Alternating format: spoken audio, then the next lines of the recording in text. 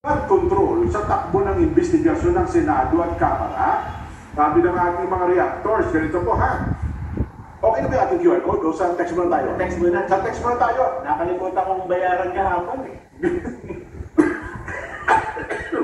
Dapat pala binabayaran ba ba? Oo, meron pa namin ako. Eh, nakakarambayan eh. Ganun ba? Nagtaas yung data. Wala na. But siyempre, di ba, pagkatuktong ng agis eh. Pinakapos kami niya. Sa dami na pala nagutan. Talaga naman.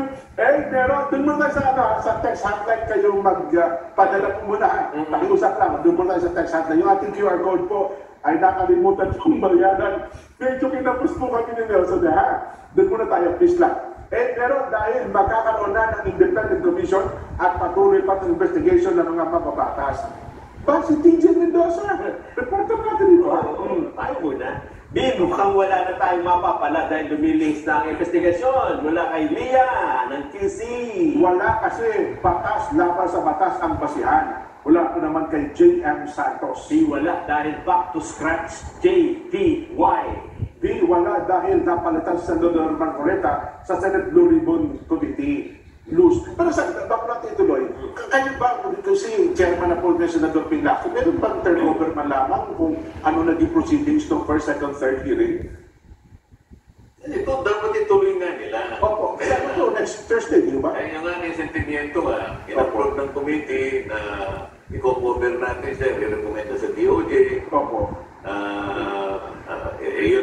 Yun ay trabaho Opo. ng Blue Ribbon Committee sa ilalim ng aking pagiging chairman. Opo.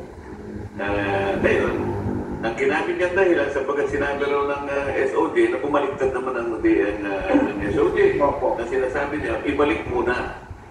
Kaya naman ako nagsisentimiento, paano nangyari naman, dinagdagan nila yung requirement ng batas? Wala naman sa batas yun eh. Kaya yun ang itatanong ko nga sa kanila sa Lunes, kung saan sakali. Mr. President, nung bang nag-research ka, nabasa mo lang sa dyaryo na sinabi ni SOJ na hindi niya natatanggapin ang application sapagkat kailangan niya munang isoli ang humano'y nakulimbat na perang pang-estado. Ba't hindi niyo man lang binasa yung batas kung yun ay kasama sa requirement? Hindi mo pwede yun. Ibig sabihin, dapat in-honor nila yung pinagtapusan natin. Tsaka kayo, ituloy ninyo. Nasa ng continuity. Ang Senado is an institution. Tama diba? po. Kami, the senators may come and go. Yes po. Pero yung Senado mananatili siya doon as an institution. Oo. Diba? Opo, tama.